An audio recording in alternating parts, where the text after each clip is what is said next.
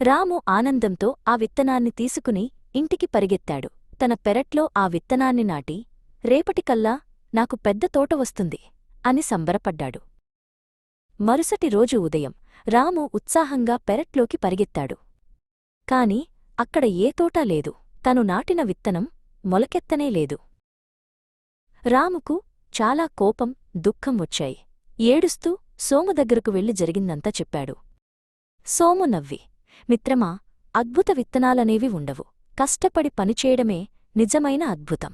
రా, నేను నీకు సహాయం చేస్తాను అని చెప్పి రాముకు కొన్ని మంచి విత్తనాలు ఇచ్చి తోటపని ఎలా చేయాలో నేర్పించాడు. రాము తన తప్పు తెలుసుకున్నాడు.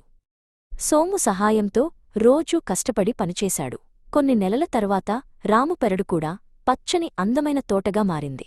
అప్పుడు రాముకు కష్టపడి పనిచేయడంలో ఉన్న ఆనందం, విలువ తెలిసాయి.